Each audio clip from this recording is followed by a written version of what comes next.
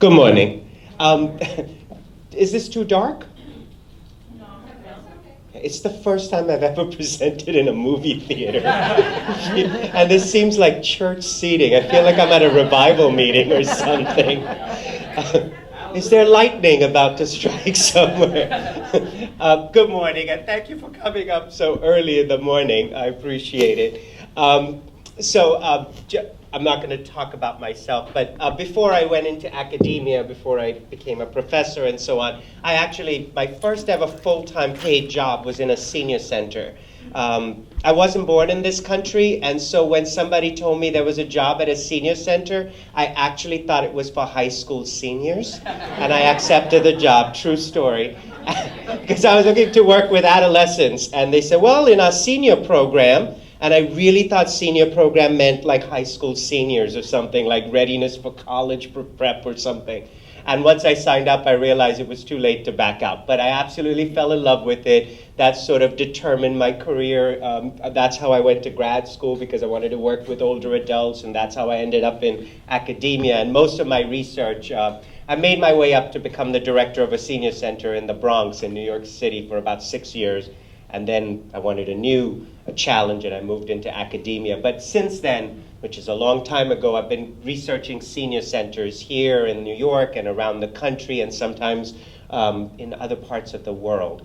Too bad they don't have senior centers in like the Bahamas or Jamaica. I try to get my school to pay for those trips. It never happens. So this is about New York City, a new initiative that started a few years ago. Do you want me to go through it and then wait for questions, or do you want to ask questions as we go through? Go through it, okay. But if something is not clear, or you need more me to go slower, or you need me to explain something in more detail, just put up your hand and ask, right? Don't wait till the end, and I'll stop and I'll explain something in case I go too fast. I'm going to tell you a little bit about how this came about and then what I've been doing with it. I've also included my co-investigator on this study, Kathy Berkman. She's not here. She's teaching today. But I wanted to acknowledge her work in this as well. Okay, so New York City is interesting. It is one of the largest cities in the country, and it also happens to have a very large population of older adults. So when I travel around the country, and sometimes, in New York, we're used to complaining about the system of aging, the Department for the Aging, the services, but really sometimes, if you look at it in context, we're spoiled in some ways. So the last survey that they did, according to the census, according to the New York City Department for the Aging, or DFTA as we call it, that's our AAA for New York City. The number of seniors is projected to increase to almost 2 million older adults out of 10 million by 2030, which makes about 20%. 1 in 5 people in New York City will be over the age of 65. So it is a real concentration of older adults in New York City. Also, what we're witnessing, as in other parts of the country, is as people are aging in the suburbs, they're giving up their homes and moving into the city for better services and easier access to services in the city.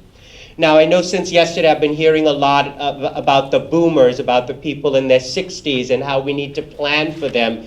But I think sometimes what we don't pay as much attention to is that one of the biggest bumps in the whole cohort of aging is the people 85 and older. That's going to double and quadruple in many parts of the country. There's going to be a 25% increase in the next 10, 15 years of people over the age of 85. Years ago, when I was in grad school, there was a gerontologist named Bernice Newgarten, and she talked about how there were different cohorts of older adults. So she called the people from 60 to 69 young old, and then people in their 70s as middle old, and people over 80 as old. And nobody liked those terms. Now we talk about the GI generation, the Korean generation, and so on. But but the truth is that people are living longer and living healthier. So when we're talking about serving older adults, we're talking about people over 65, but all the way into their 90s. And not everybody is frail, and not everybody is weak in their 80s. Many people are quite active and participatory. With respect to diversity, obviously it's a city of immigrants, so about 50% or a little over 50% of older adults in New York City are Caucasian or white, about 20% are African American, 18% are of Hispanic origin or Latinos, and then 8.5% identify as Asian or Pacific Islander. Generally, the largest group is Chinese Americans, followed by Koreans and Indians. There is significant poverty among older adults in New York City. About 1 out of 5 older adults in New York City has an income below $10,000. So you're dealing with very, very wide income disparities and large differences between the various groups of older adults that are served. Okay. New York, of course, I love to say this, was the place for the first senior center, the kind of senior center that we know today. The first senior center of its kind in the United States opened in the Bronx in 1943. It was called the William Hodson Center. Now, if you really look back at the history of senior centers, the history of senior centers goes back to before the Great Depression. There was, in California, in Menlo Park, which was a suburb made up of professionals who had retired, there was a movement called the Townsend Clubs. These were older adults who were getting together to advocate for a pension system. This is before Social Security got enacted in 1935. And they were sort of talking about a sales tax that would then finance pensions for older adults or some sort of safety network. And so the Townsend Clubs started forming around California, around Menlo Park. And then after the Great Depression, they sort of disbanded. After 1935, they came together, but they were what we call recreational clubs. So some people trace the history of senior centers all the way back to the 1930s in California. But the traditional senior center that we know today, which is a combination of multiple programs and services, started in 1943. The reason it started was right after World War II, or during World War II, we saw a huge influx of immigrants to the United States, especially to the larger cities. And with the younger population, the working generation, they had to go to work. The children went to school and assimilated, but the older adults from Europe, from Eastern Europe, had the hardest time assimilating because they'd spent 60, 70 years of their lives in another country, in another culture. So the Department of Welfare started this senior center, and it was sort of a social service model. So there was English as a second language instruction, there were social services, there were meal programs. That's how sort of the meal idea for senior centers started, from that model. Since then, of course, senior centers expanded rapidly, especially in 1965 when the Older Americans Act was passed. From that time, senior centers took off all across the country. And at one point, there were 16,000 senior centers in the United States. Today, I think they're down to 11,000 or slightly less. New York City has currently about 250 senior centers around the 5 boroughs of New York City, and they serve approximately 225,000 older adults annually. The senior centers around the country, all of you are senior center professionals. This is very strange. I miss the NIST conferences. The NIST conferences used to always occur with ASA. Any of you used to go to the joint conferences? Since then, any of the conferences I go to on gerontology, there's maybe one senior center person in the audience, so this is very different for me. So some of this is very basic, but it's sort of for the audience that was created. They play a very vital role in community-based services for older adults. When Older Americans Act was first enacted, one of their main goals was to keep older adults healthy and living in their own homes, in their own communities, and to sort of delay institutionalization. And the way to do that was through a whole roster or array of services: recreational programs, health and wellness programs, exercise programs, nutrition programs, volunteer programs. And every senior center is unique. This is the interesting part about senior centers. There are no two senior centers that are alike. Every senior center has sort of morphed into what their clients want or what their community needs. And so there are multiple models of senior centers in New York City and around the country. I was explaining to someone yesterday, because New York City is so compact, sometimes there are 4 senior centers within a 5-block radius. And seniors are the traditional generation of senior center participants, they go to the same senior center every day or 3 or 4 times a week, and they don't cross the street to go to the other senior center. Right? That was the older generation. The newer generation of older adults that go to senior centers know the menus of all the 4 senior centers and decide their week based on the menu plan for what day is chicken, what day is fish, what day is baked fish, which nobody likes, or breaded fish. That's the dreaded day at a senior center in New York City. And so people move around. They shop around for the best services. And also programs that attract people. Am I talking too fast? I am, right? No. Okay, sorry about that if I am. All right, so what happened? Up to 2008, I just told you there are 250 senior centers.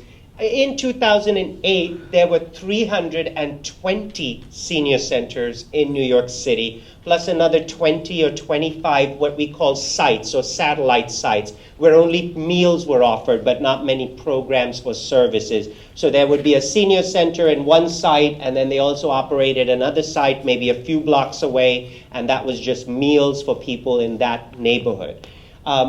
However, there was a serious budget crisis in 2008 when the economy crashed, and of course everything was being cut. And the mayor of New York City, Mayor Bloomberg at that point, was under pressure to cut budgets for all services, including social and health services, and senior centers came under his radar.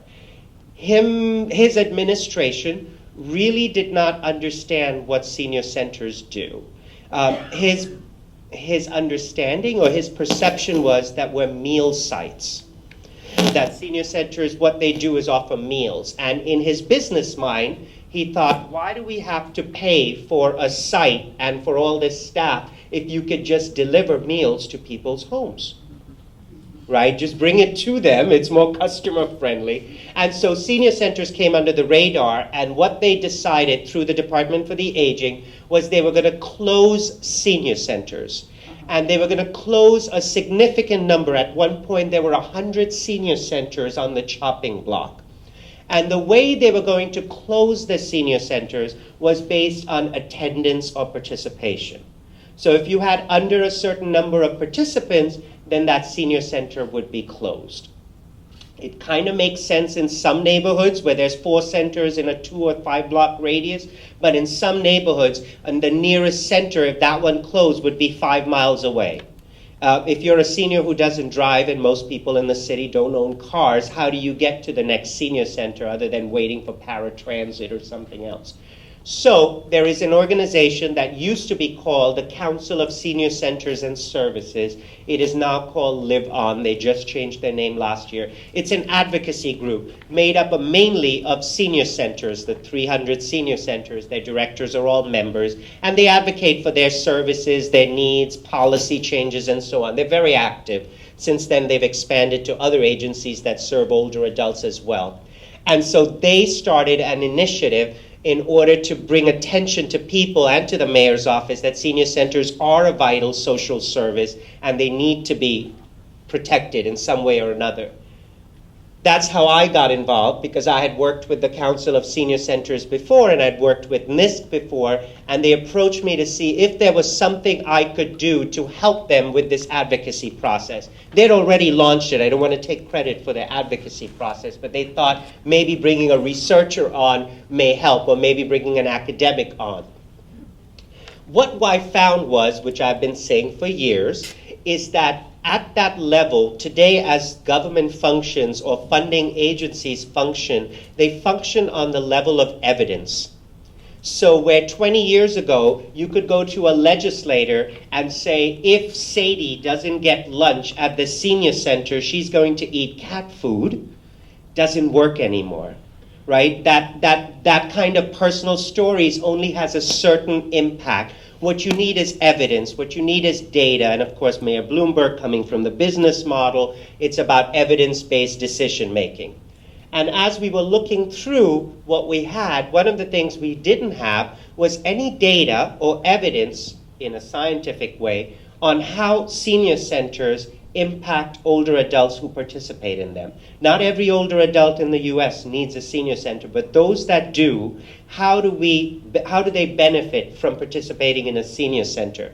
And so we didn't have any data at that point. So we launched a study. It was funded through various sources, and we did a citywide study of senior center participants and non-participants to basically just adapt. This was really interesting. So the Department for the Aging is the one that supports the 250 plus senior centers. So we started with them first. We said, do you have any data on who participates?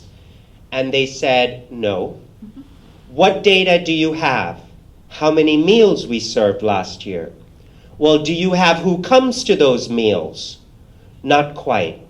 We know males and females. We know African American, Caucasian, Hispanic. Do you know anything else about the people? No. So there was very limited data that was there about who attends senior centers. Since then, things have changed dramatically, but that was the sort of the void that we were in. So we launched this process of doing a large study at the multiple senior centers. I think we picked maybe 50 senior centers or 35.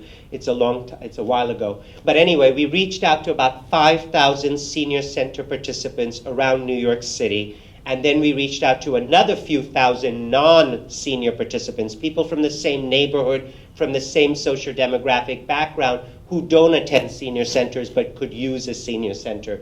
And so we sort of documented who are these folks. If there was no senior center in the neighborhood, where would they go? Who would take care of their needs and services? And so we created sort of an evidence base for what senior centers offer. We presented that to the mayor's office and to the Department for the Aging, and then the Council on Senior Centers and Services had started another conversation. At this point, sort of the discussion changed somewhat, because older adults do vote and do speak up, and older adults got involved in advocacy, and somehow the conversation started turning. Okay, senior centers are vital, but I don't like the senior centers as they are today. Can you make them more cutting edge? Can you make them more modern? Can you modernize them? And so the discussion sort of moved towards modernizing senior centers or making them more 21st century. And so somehow someone brought up the idea of charter senior centers, like charter schools that have more resources, and they reach out to people in need. And everybody liked the idea, but nobody liked the word charter senior centers. And so that kind of got discussed for a while. Finally, the mayor agreed to an experimental project, which was that he would fund 8 innovative senior centers. So the word innovative replaced the word charter senior centers.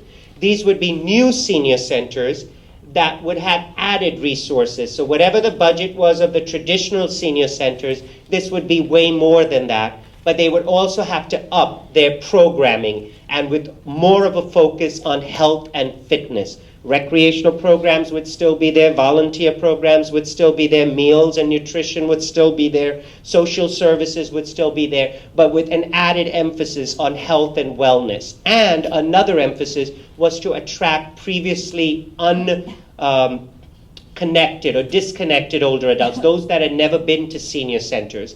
It was the mission of these senior centers to reach out to those seniors who could use a senior center but hadn't used it before. And so they were called innovative senior centers, or ISCs. And then the traditional senior centers that already existed, they were going to be called NCs, or neighborhood senior centers.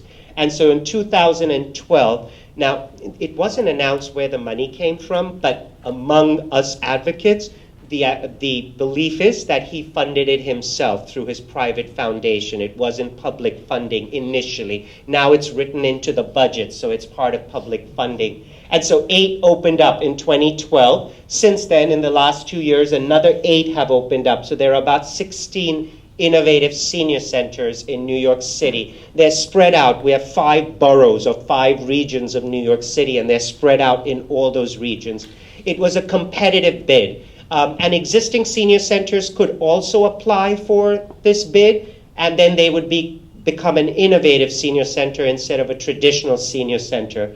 So there were 8 senior centers that opened. Does that make sense? Okay. Any questions? Okay. Wait, before I go there, I just want to get to the, these are the 8 senior center, initial innovative senior centers. They all serve different populations in different parts of the country. I just want to draw attention. So, one of the strengths, and actually, in my opinion, now having done this study, is one of the weaknesses, is that it was left to the senior centers to define innovation. And so that's a strength, because each center got to define it based on the population they serve, the neighborhood they are in, and what their mission is. On the other hand, there's somewhat a wide variation in the quality and the degree of programming in all these senior centers. So I'm not going to say which one is better or worse. There are differences. However, as a result of this process, 2 exciting things happened. The first ever publicly funded senior center for LGBT older adults was created, and it was SAGE, which is a national organization. Somebody presented from SAGE yesterday in the morning. But it is the first senior center in the country that is funded by public tax dollars. There have been a couple of others on the West Coast, but they were all privately funded. And Visions is the first publicly funded senior center for older adults with vision issues. Sight issues. So these 2 were brand new senior centers. They never existed. They were programs serving older adults with vision deficits or older adults who are LGBT, but then they created a brand new senior center. And then the others are existing senior centers that, well, some of them. So Ben Rosenthal Self-Help was an existing senior center. It primarily serves an Asian American older adult population, mostly Chinese, Korean, and then Japanese.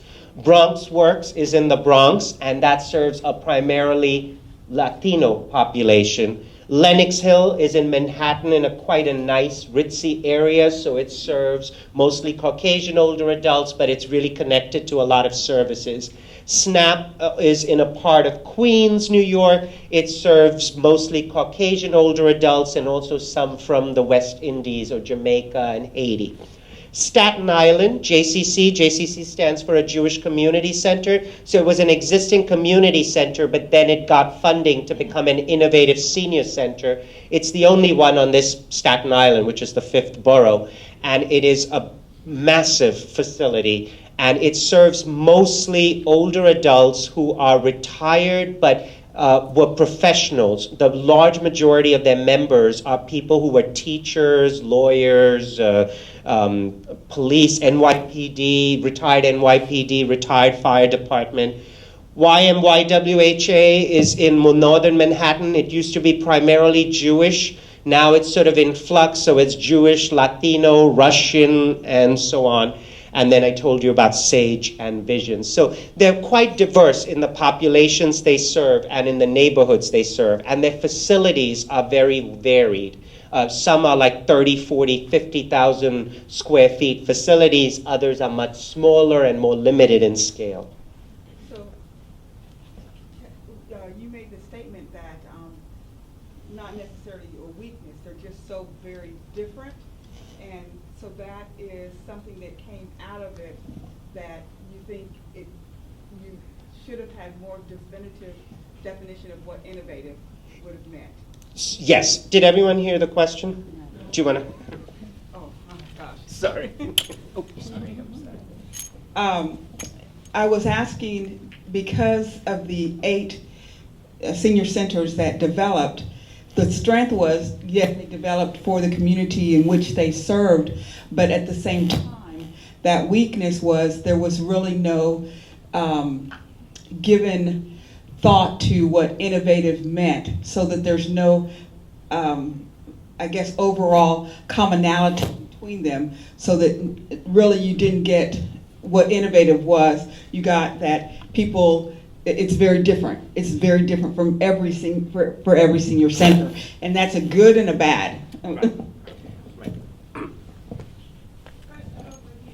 Sure. I didn't hear you mention that, but what is the percentage of African Americans that utilize those centers? And if there is that many, how is that being advertised? Got it. Great question. So what is the percentage of, we do have the data. I will just tell you based on what I know from the study. So, for example, let me get back to the centers.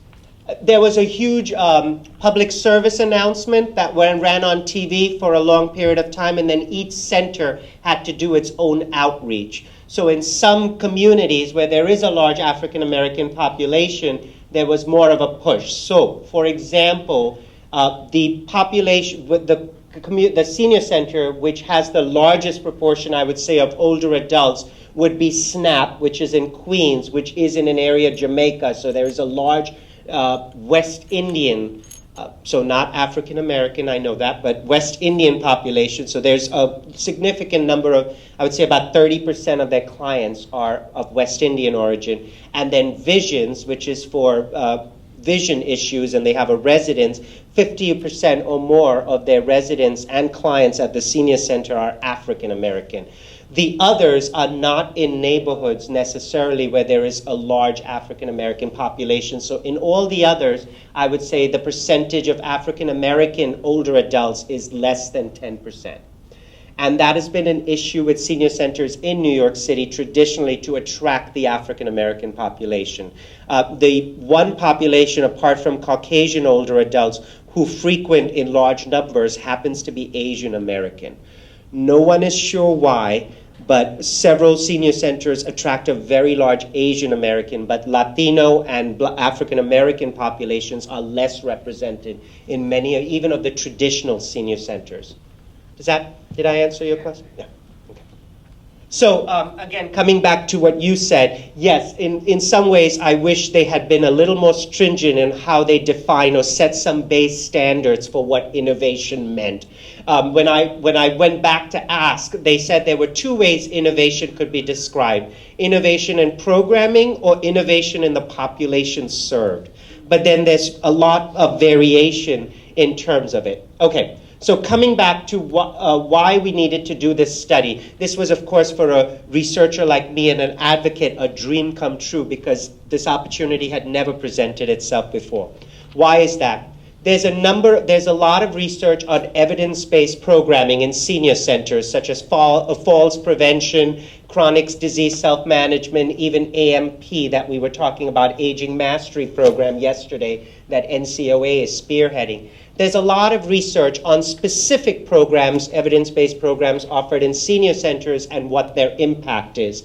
But there is no research on participation in senior centers as the intervention itself. Like, how does participating in a senior center in programs and services benefit an older adult? We all know this as senior center professionals. We can all talk about the benefits of socialization, about the benefits on the mental health, about social support, about knowledge and information. But there hasn't been documented studies on how participation in a senior center affects an older adult. There are some, but most anecdotal. And then there are other studies that have been done, including my own. I did one some years ago for my doctoral dissertation. But those are cross-sectional studies. What do I mean by that? So there have been some of us researchers who have gone into senior centers and surveyed senior center participants. And we asked them about their health, their life satisfaction, their, what benefits they accrue from senior centers. But they've already been a senior center participant for years before we get to them. So there's no way of knowing. Does that make sense what I'm saying?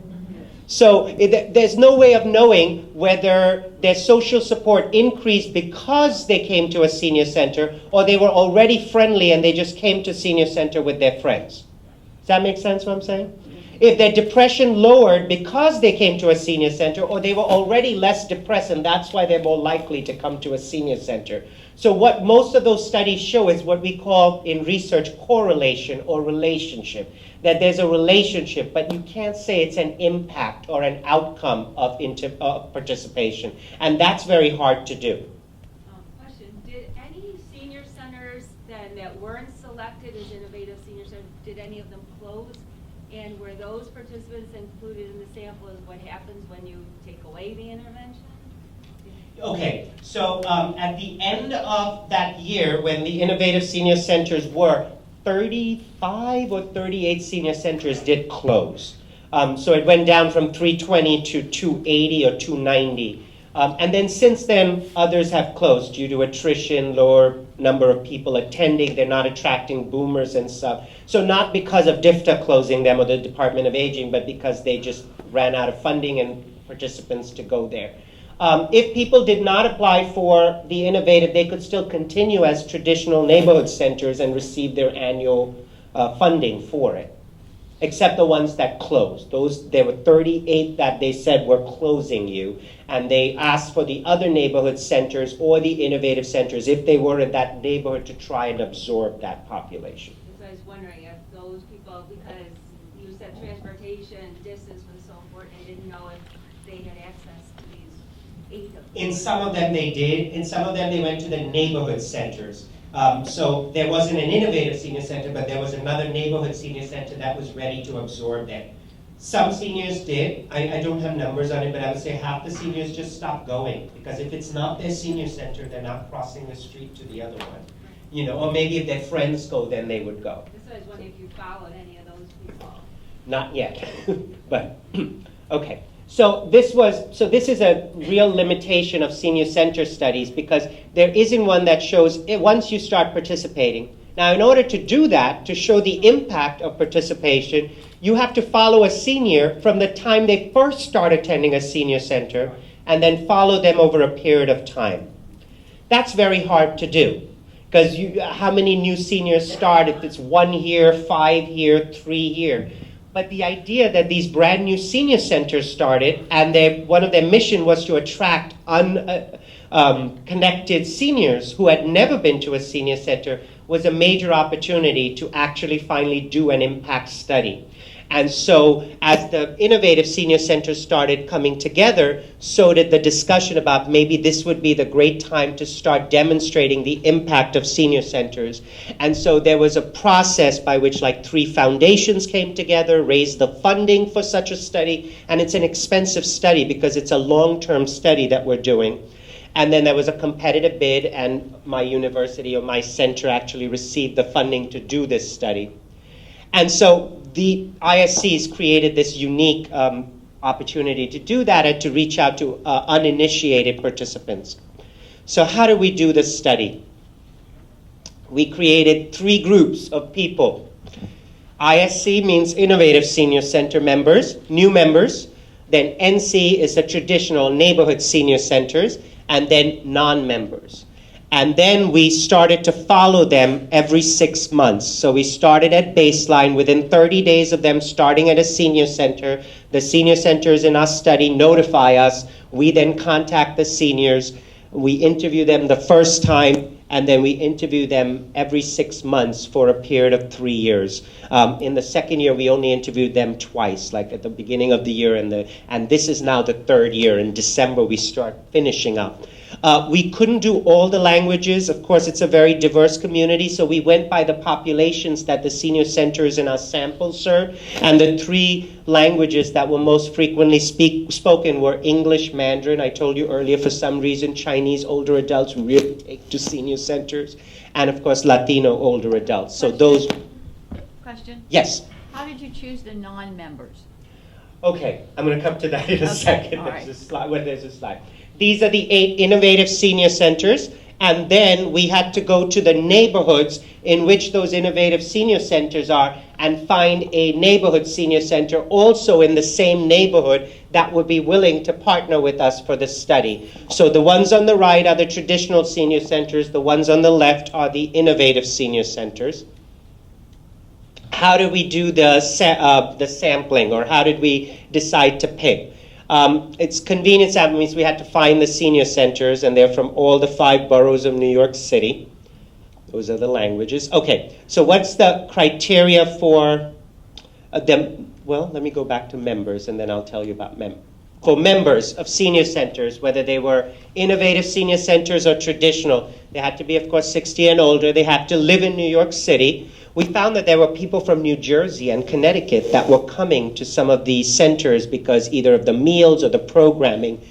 They had to have attended the senior center in the past 30 days. They were new to the senior center, and they were, of course, cognitively able to answer our questions and give informed consent. But they all had to have started at the senior center new in the last, 60 days before we got to them. So senior centers were required to keep. By the time the study started, New York City Department for the Aging has created a electronic system similar to what my senior center does with many senior centers. So people have ID cards and it logs. So we would get a list of new members that have joined the senior center, whether it's an ISC or an NC, and then we would contact them.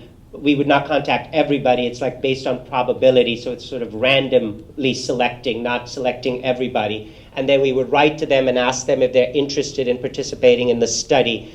Every participant gets $20 every time they do one interview. So over a period of time, we track them for over 3 years. They get paid for each time they interview with us. Non-members. This was the most difficult, and our study is actually delayed by a year because of this part of the study. It was supposed to end this past year, but it's actually continued. The reason being, we had to find seniors who could use a senior center but are not going. Not every senior needs a senior center. So the way to do this was really painstaking and backbreaking. So we would go to the members that are in our study and say, can you identify any seniors in your apartment building or in your church or in your synagogue or in a neighborhood that don't go to senior centers?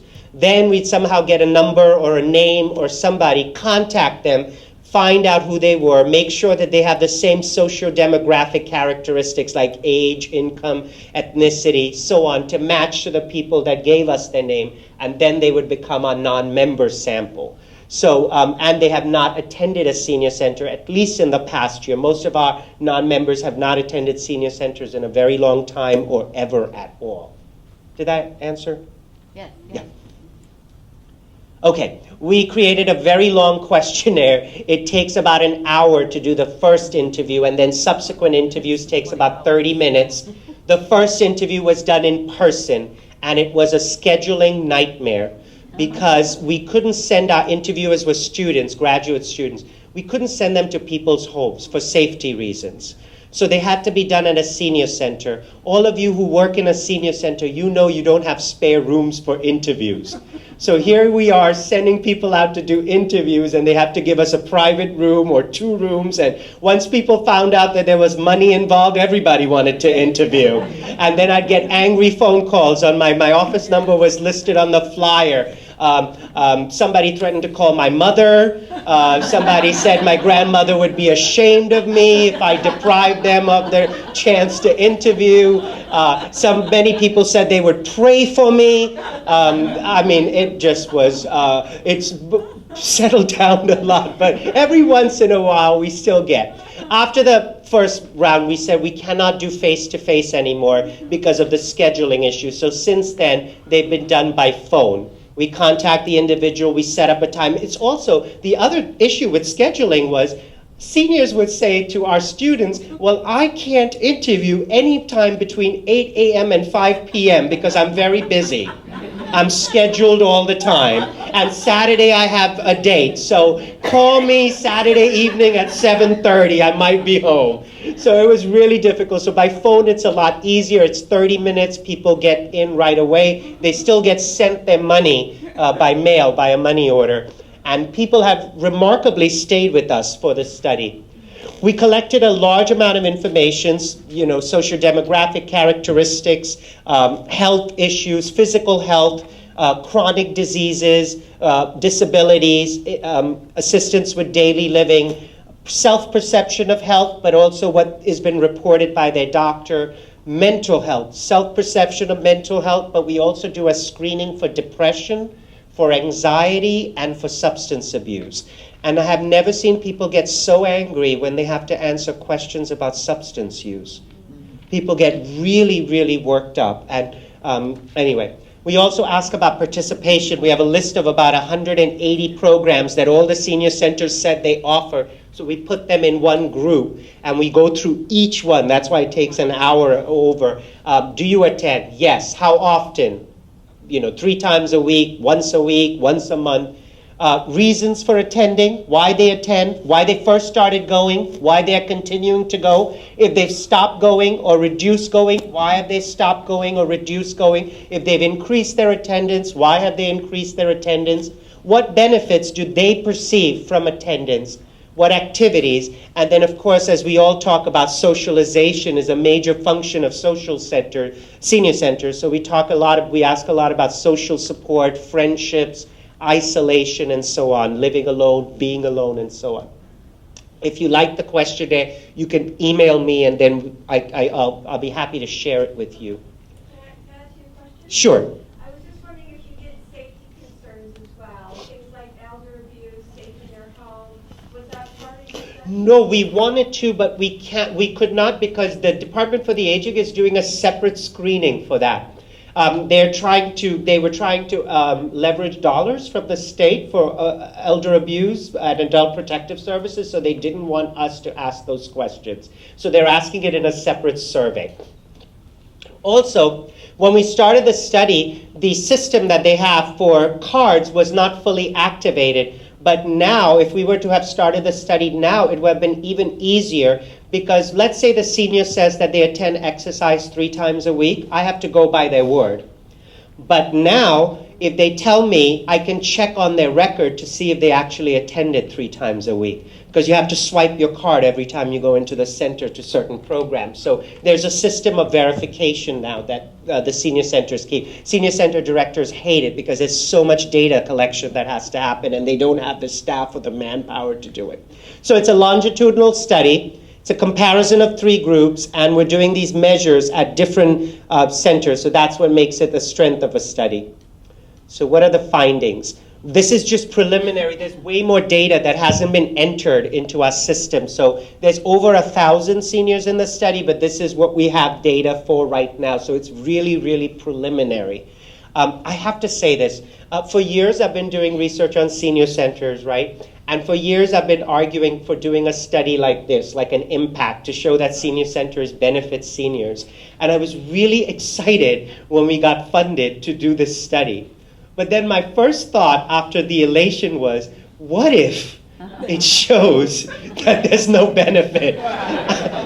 All this while, I have been fighting about senior centers. Now, am I putting senior centers in jeopardy by doing this study? So as this study data was being collected, I keep waking up in the middle of the night going, what does the data show? What does the data show? How much will I have to change and manipulate and cheat and do whatever I need? How can I spin this around, How can I blame it on the seniors in the study that they didn't benefit?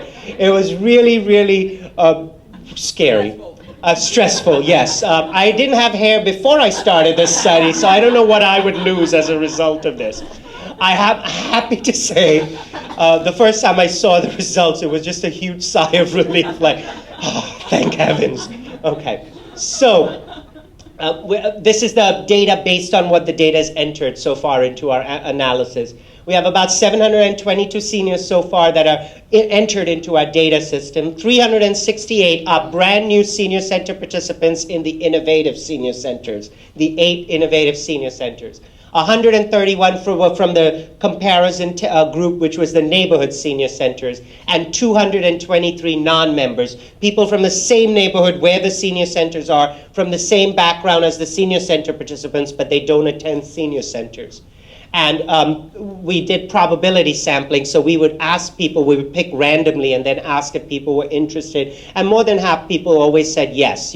Money played some role, but also people wanted to tell us why they attend senior centers and what they benefit from.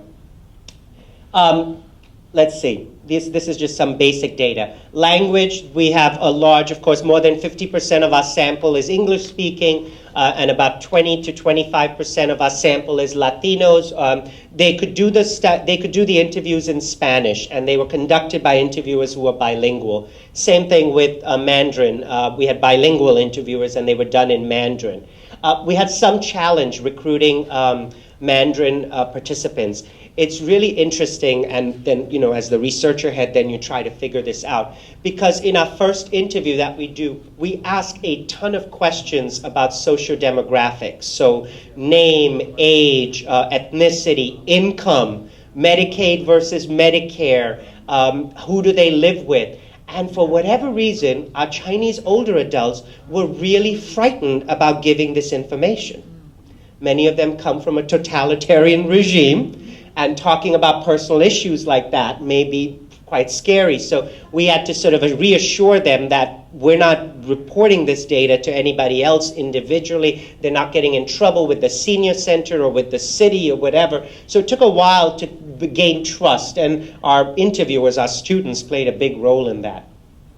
Age, what we found was, the ISCs, or the Innovative Senior Centers, tend to attract a younger senior population. The boomers, 57% were 69 or younger, so from 60 to 69 in the innovative senior centers. The neighborhood senior center members and the non-members tended to be slightly older. Like I said, more than half our sample is white, non-Hispanic, but then there is some representation, about 20% Hispanic, about 10 or 15% black, and the rest Asian American, mostly Chinese. Did it move? Oh. Living arrangements. Half of all the innovative senior center members live alone. Fewer of neighborhood senior center members and non-members live alone, which kind of makes sense because what we found was there were a higher proportion of non-members, those who don't go, who are married and who do things with their spouse, not necessarily in a senior center, but with their friends or at church or in other social circles. But half of ISC members and nearly half of the neighborhood senior centers tended to be single or living alone. 40%, this is New York City, 40% of senior center members, both ISC and NC, were not born in the US. So it does attract a large first-generation immigrant population. And education for senior center members, what we found was very few with less than high school. Most people had some post-high school education, whether it was high school graduate and community college or some college or college graduate. It varied, of course, by center to center. On average, senior center members attended 2 days a week. Sometimes the same center, this is the same center. And if they attended another one, then we had another question. But on average, senior center members attended twice a week. This is really critical because when I was running a senior center, in the older generation of senior center participants, they were very loyal and people come 3 to 4 times a week. That's not the new cohort of older adults. The new cohort of older adults, the boomers, are not going to come to the senior center every single day of the week. They will come based on programming and services, special events, special programs, maybe once a week, maybe once every other week, maybe once a month. They may be tangentially connected to a senior center, or they may be more connected. But the younger seniors are less likely to just make the senior center the only place that they go every day in terms of socialization. There wasn't a big difference between innovative senior centers and the traditional senior centers. The most common reasons for attending, we had a huge list, and then we would ask them what they thought, and then we try to extrapolate from what they were saying. So the number one reason given is socialization, to avoid isolation. If I didn't go to the senior center, I don't have much to do on my own. That's the place I meet my friends. That's places to do. Otherwise, I'd stay home. It's also to socialize with people. Classes and educational programs. This is of very, very important interest to the younger senior population. More than meals, It is the idea to learn something new, to engage in something that's challenging, something that's creative, something that's intellectually stimulating. Some of those ISCs, so I'll tell you a good example. One of the ISCs, I shouldn't name them, so I'm not going to say which one. Well, one of the ISCs is in a neighborhood where it created a partnership with a local college. And the college was interested in attracting seniors to their college. Even my university, Fordham University, has something called College at 60. And people over 60 come and take classes, a semester-long class, and they pay a small amount per semester, but they can take as many classes that they want. And it's quite, for a university, it's a revenue earner. And for the seniors, it's something to learn. But one of the innovative senior centers actually partnered with a college and offered its facility in the evenings, late afternoons and early evenings for classes. And they saw within the first 6 months, 1,000 people enrolled, 1,000 people over 60 enrolled for various classes that were offered. Not all 1,000 took it at the same time, but they all signed up and there was a waiting list. And so these were college-level courses offered by professors that would come to the site rather than people having to go to the college. And then revenue was shared between the university or the college and the senior center. And so educational programs just took off. Additionally, anything to do with creative arts, performing arts, any of those things also are big sells apart from health and fitness. Meals are important to many seniors. Recreational programs are still very important. Exercise, 1 out of 5 said that they go to the senior center for their exercise. I'm really surprised, based on my experience, that exercise is such a small percentage. Can you tell me what types of exercise programs they were doing? So again, they varied from center to center. So the center that I was just talking about that partnered with a college has a huge fitness facility. So the majority of their members go there, and they have everything from aerobics and Zumba to yoga to Pilates to chair exercises for seniors who are. And then some of the others are much more traditional, the chair exercises, maybe some aerobics, but not the full range of exercise, and they don't have a huge fitness center. So it varied. So that number is depressed. If you did it by center, some of the innovative centers, one of the innovative senior centers partnered with the Y that has a huge pool. So they have a huge aquatics program, and they saw a huge spike in the aquatics section of it. So it's by center by center. So this one gets depressed because of some of the centers that don't have as modern exercise programs. But you'll see that there's actually a benefit from the exercising. To be with people like me, to pass the time. Physical health. We rated their physical health, asked them to rate their physical health. Senior center members reported worse physical health starting out. Now that's interesting. We're not sure why that is. We feel like the non-members, the people that don't go, if they're in better health, then they're going to a number of different activities and they're more active in the community. Does that make sense? They're not maybe just going to one center, they're going to a number of things. We didn't look at the frail, homebound older adults, which would show way the other opposite direction. But if they're frail and homebound, then they're not going to go to a senior center anyways. So it's a catch-22. 83% of innovative senior center members had higher self-rating or same at 6 months. So 6 months into going to the senior centers, they still reported their health either higher or the same, which is still a progress. And in terms of people, neighborhood senior centers, again, a large majority said 6 months later their health was better or the same since when they started, which is better than actually health slipping, which we know will happen, but not in all. Mental health. These are just preliminary. I'm not going through depression and anxiety and all those other screenings. Senior center members actually reported better mental health than non-members. So on one hand, non-members tended to have better physical health, but not as great mental health as people who go to senior centers, so that's a plus. 91% of people who started attending at 6 months said that their mental health was better or the same. It stayed at a high level. at 6 months. Same with neighborhood traditional senior centers. New members who started 6 months out said that their health was better, mental health was better, or the same from when they started. Which is still, I mean, if people come in at excellent, then they're not going to get better. So you want them to maintain it, and you want the people who say good or fair or poor to move up. Does that make sense? All right, exercise.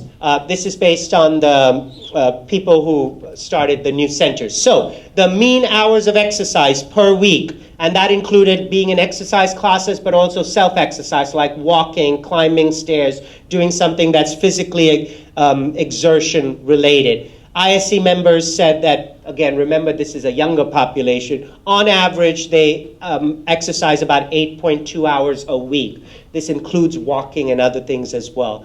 Neighborhood traditional senior centers also said that they average about 7 hours a week. It's about an hour a day. Non-members had much less of targeted exercise. These are people that may go to various events but are not necessarily engaged in exercise programs.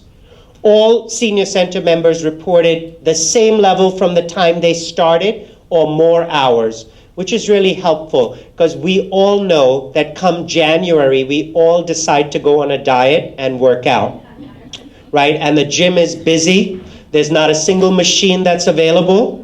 And then start February 1st week, and suddenly people start dropping out. So we thought that maybe there would be that initial excitement of signing up for classes, and then people would drop. That didn't happen. Things leveled out a little, but people still continued to exercise because of the programs that were offered. So 80% after 6 months still reported exercising at the same level as the beginning, or doing more if they were doing less before.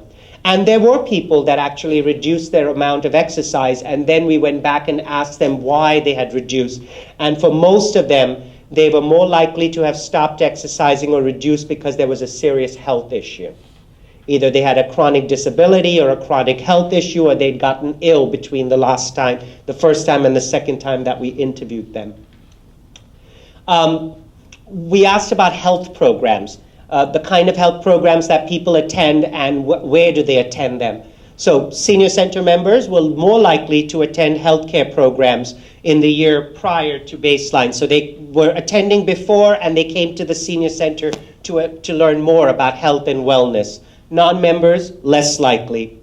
More than 1/3 of all senior center members attend some sort of health program at senior centers. So if you offer health screenings, people are more likely to come because there's a tremendous thirst for knowledge about health and wellness. Not everybody's going to follow through, but at least awareness and knowledge building, there's a great interest in that. And it's also a great way to attract older adults from the community who otherwise would not come to a senior center. We asked a list of behavioral changes because the senior centers gave us a list of all the screenings and health programs and evidence-based programs that they had taken part in or offered. And we asked those seniors if they had, and if they had, what were the changes? There was a list of about 12. I don't have time, but these are the 3 where we saw the most significant changes in senior center members. Those who participated in health and wellness programs were more likely to monitor their weight. They were more aware of healthy weight. They were more likely to make exercise part of their routine, and they were more likely to become more physically active than they were before as a result of participation in health programs at the senior center. 2/3 of senior center members met at least some of their current friends at the senior center. That's a large number of people whose friends come from the senior center. 10% had met all of their friends at the senior center.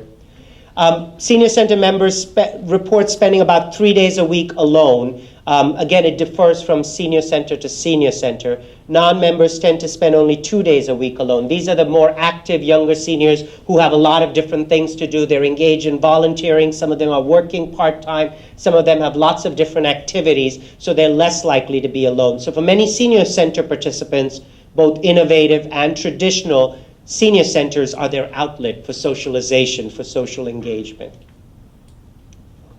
Okay. I'll move through.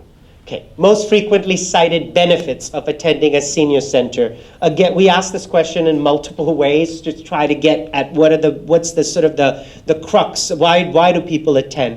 Socialization still tends to be the number one reason people attend. Programs and classes tend to be a very popular reason. Making friends, something to do, being with people like me, eating healthy meals. Although if you ask some seniors, they complain about the food at the senior center. Too much salt, not enough salt. Exercise, improve mental health, emotional health. Especially when I go to the senior centers to recruit, which I did initially, people would think I'm from the Department for the Aging, and I'd get slipped pieces of paper complaining about the food or the director, or can I talk to you later? It was like, let's meet in the parking lot. You know, I had to explain that I wasn't part of the Department for the Aging. And then when I would say, well, I was a senior center director, sometimes I'd get the derisive, oh, you're one of them. And then that was the end. Improve mental and emotional health, learn new skills, and improve physical health. These are the top sort of 10 reasons that people have given us for why they attend senior centers. Remember, these are new senior center participants. These are people who didn't attend a senior center before, and these are the answers that they're giving us as a result of senior center participation. What are the benefits? Not just benefits in life, but benefits based on their senior center participation. Okay, most common activities engaged by, non-members. What do non-members do if they're not going to senior centers? About 1 out of 5 said they go to exercise classes at the fitness centers or the gyms in their neighborhood. A percentage said, they go on these group trips to museums and theaters. There are these theater groups where you get discounted tickets, and then they couple them with dinner at a restaurant. Even senior centers do that. This is New York. There's a large number of seniors that go to casinos. There are buses that pick you up at street corners, and then they give you like a $7 voucher for lunch, which feels like $1 million, and people go in large numbers. Have you ever been to Atlantic City? I'm sure there are casinos where you live as well. There are seniors that rope off like 7 machines all at once. Have you ever seen that? Oh my gosh, you have to go to Atlantic City during a weekday. It is a lesson in gerontology. They put things on 5 chairs and then if you see an empty machine, you're going to hear someone say, wait a minute. Sometimes a cane comes out. That's mine. It's a hot machine. Don't touch it. There are people with oxygen tanks. There are people, it is like, and the buses just unload and the hordes just come. And it's weekdays. On weekends, it's a different audience that goes. And then you deal with the seniors, sometimes the few that, most of them play with the nickels or with the bags of nickels and stuff. Okay. And then you can cash your Social Security check right there, which is horrible. You could cash, now people get it direct deposit, so they could just use the ATM to get cash out. It's really, and the way they get them is they say you have a free meal for they give you a voucher for a free lunch that costs $5 and free trip back and forth. People go in large numbers from around the city. They just stop at various corners and pick people up. Volunteering is big. Yesterday, Christine Beatty did a whole thing on volunteerism. This is really, really critical. Younger seniors want opportunities to volunteer, but they don't want to volunteer like the traditional senior center volunteering. Like in my senior center, there were many seniors who were members who volunteered. They helped with the lunch program. They helped collect the money. They registered people for trips or for events. That's not what the younger seniors want to do. They want to work on a project. Give us a project. Let's work on a grant. Let's work on your website. Let's work on a fundraising campaign. Let's work on an advocacy campaign. But they want to work on a project that has a beginning and an end and a product that comes out. It's something that matches their level of expertise. They don't want to just volunteer by filing paperwork. Right? So you have to create those. So those people who are not attending, they're going elsewhere because they have those meaningful or promising or purposeful volunteer opportunities that maybe they're not getting in a senior center or in other traditional programs. Playing board games with their friends. Mahjong is big in New York. People know Mahjong? Okay. It's really big. If you play, people are ruthless when they play.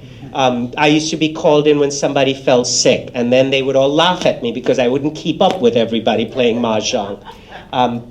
there was one time that somebody felt really sick and we had to call 911 to get them. And the 2 other seniors were so involved in the game, they said, Manoj, join it. You can't stop now. We're right far ahead. And I'm like, I can't play right now. There's someone who has to be taken. They're like, no, they'll get here. You just sit here. Not quite the way to do this. Okay. I have to tell you this little quite quick story. I have a few minutes. Okay. So when I was at the senior center, before I became the director, I made my way up to program coordinator. So it was my job to get people to go on trips and the programming during the day in the center and outside. One of the things that I never realized was when you're 20 years old or 22 or 23, your context of things are so different. I remember that in the dining room, apparently chairs are reserved by people for life. There are seating that is reserved for life. Sadie's chair is Sadie's chair, whether she's there or not. Whether she's in Florida, in a hospital, or she's at home. That's Sadie's chair, and you can't sit anyone new at that chair. So it was my job to go to a table where there was an empty chair and ask people if I could bring a new person. And I used to get 2 requests. If it is a man, preferably newly single, please bring him. Because I hear men are like a ratio of 1 to every 8 women in a senior center. I didn't have much luck with the ladies in my youth, so I figure I just have to live long and healthier, and then I could be like the Casanova in Boca Raton or something, or at the senior center. Everyone's willing to buy me lunch or dinner. The other thing that people would say to me was, don't bring anyone old to the table. And the average age in my senior center was 75. So as a 20-year-old, when somebody says, don't bring anybody old, I'm thinking, well, what does that mean? As I'm getting older, I completely understand. Each decade I reach, the next decade is the old people. So when I get to 75, I'm going to say the same thing. Those old people, the same aspect. But anyway, I was a student, and so in grad school while I was doing the work. And so I was in this class called Social Action and Advocacy, and we all had to pick a project to do. And so I was trying to figure out what project to do, and the professor said, you have to run a group at your senior center, or at whatever site you were. Not all of us were working in senior centers. And I said, well, what kind of group would I run? And the professor had never worked with older people. And he said, what about a bereavement group? Death and dying group. And I said, but I've never run a group before. And he said, well, you just run it. So he talked us all through how to make flyers, how to advertise, how to sign up. And I did. And the first day of the group, I had like 25 seniors who were ready and willing and waiting for me. And I walk in, and we start talking, and somebody says, have you ever lost a parent? No. Have you lost a loved one? Not quite, not yet, not a grandparent. Have you lost a pet? No. And so they were like, well, what would you teach us about grief and loss that we cannot teach ourselves? And I thought, well, that's a very good, important point. So I, of course, grew frantic and thought I was going to fail the class because now I had no group. So we started talking, and the seniors were very upset. This was in the Bronx, and there was a senior center on like a thoroughfare. It was a very busy thoroughfare, and it was sandwiched between a middle school and a high school. And around 3 o'clock, when the seniors would go home, is also when the school let out. And young kids with their bikes and with their rollerblades, they would topple seniors. And it was also an unsafe area. People's purses were snatched. Some of the seniors had been pushed to the ground and with falls and fractures and so on. People were very afraid. So I brought this to the class, and we talked about it. And somebody said, what about a social action group, an advocacy group? And you could teach them how to advocate for better policing, more safety. I knew nothing of this, so I'm going by what the professor's teaching us. And so I went back, I suggested it, people were very excited about it, and we did step by step. So we started with, this is time before emails were popular. So we started with a letter writing campaign to the city councilwoman who was in charge of the district and the local congressman who was in charge to complain about the lack of community policing and the safety issues that were around. We didn't get any response. We tried again, we had people make phone calls, no response. So the professor says, well, now you have to amp it up. What does that mean? He says, well, now you have to picket in front of the councilwoman's office. I said, I have to picket? He says, no, with the seniors. And I said, so we have to picket, what does that entail? She said, you have to make up signs, you have to chant. So then we learned about these chants, like, what do we want now? Change. When do we want it? Now. 1, 2, 3, 4, who's got to go? And so we actually did. We made big signs. People were very involved. It was a good, successful group. We learned chanting. I taught people, and we practiced it. And then we went on 2 Fridays in a row to the council person's office, and we stood there in the morning. The first morning we stood there was like nobody, right? Finally, like an aide came out and said, "What are you doing?" And we said, "We want to speak to the councilwoman. She's not answering." He said, "Well, she's not here. She's traveling or something." We said, "Well, until she talks to us, we're coming back." So we went back the next week, and we're chanting, and then the councilwoman actually came out and told us to quiet down because we were embarrassing her. And so, of course, then the seniors took over and said, "We're embarrassing you. I voted for you." So they invited us all into her office, and we talked, and she explained it wasn't her fault, but she would try to get the funding back for the community policing. She invited the sheriff or the local police department to be involved, and they would come to the senior center. So things started rolling in a few months. Anyway, my class ended. I got an A. I was excited. The seniors wanted to continue. They got a community police officer to patrol during the daytime hours, which was a big success. And then they continued with the group to work on other issues. Okay, I graduate with my master's, and then the director retires, and now I become the director of the senior center. Like a lifetime dream come true. Only a month after, the Department for the Aging sends a letter saying, because of this economic budget crisis, everyone is being cut 10%. You know how they always send that first it's 10% and then it ends up being like 3%, but they scare the heck out of you? Ours is a small budget, a small senior center. So now it's my job to figure out what to do with the cuts. Don't want to cut programming, don't want to cut staff. The only way we could cut it was we closed the center earlier on certain days because we couldn't afford staff to stay later. Well, you would have thought I had closed down the senior center. People were crazed. They were so angry, and they just thought because it was me and it was my idea, and no amount of people would come every morning to the office to say, "Let me tell you what's wrong." And then I would listen, and then I would say, "It's not my fault." Finally, I got hold of someone from the Department for the Aging, and I said, "How is this going to play?" And he said, "Well, this is across the board, all the senior centers." So I said, "Would you be willing to come to the seniors to talk about this?" I didn't tell him how angry they would be. I just said, a conversation with people, just to explain. If I told him what they were going to do, then he probably wouldn't show up. So I then announced to everybody that we're going to have a town hall meeting, and people could come and express their discontent and listen to what the DIFTA person had to say and figure out what to do. And the social action group got all together, and they were putting out petitions and so on. I told them the person is coming on a Wednesday the following week. On Monday morning, as I walked off the subway and I came to work, I turned the corner, and there's about 20 seniors all outside the senior center. Some of them were sitting on the flower beds, the parapets next to the flower beds. And my first thought was there like a fire alarm? Or was there like a fire? Is that why everybody's crowded outside? So I start running, walking a little faster to go, "What's wrong? What's wrong?" And then one of the ladies looks at me, and she sees me coming, and she turns to the others, and she goes, "He's here." Oh, no. And they all stood up, and out of nowhere came massive signs. This time the signs were me. There was my name with a line across it. There was a figure with 2 horns across it. And it said, "Got to go, Manoj has got to go." And then they start chanting. And the same chants that I taught them, they now were using against me. And they're spirited, and they're going at it. And I'm standing there, and I had like 2 parts. First part, the initial instant was, "Wow, I taught them these things."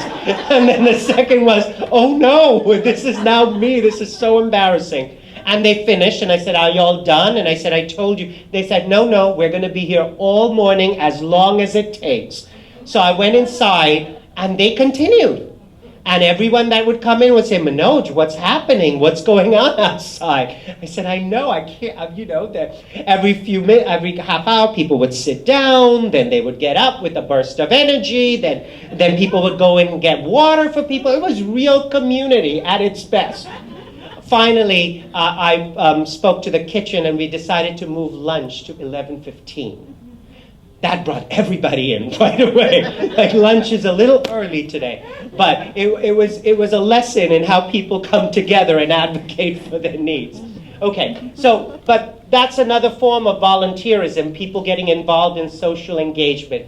Discussion groups. We're not clear on what kind of discussion groups, but from what we got was that they were like book discussion groups. How am I doing on time? I'm really late, so I'm going to finish up quickly. This is the last slide, and then I'll stop if you have questions or comments. Non-members who had never attended a senior center and non-members who had attended years ago but had stopped going. So I'm going to go with the left-hand column. Why do people who have never attended a senior center not want to go to a senior center? Too busy with social activities and other activities. They don't find there's a need for senior center. Not interested, or don't need the programs or services offered by senior centers.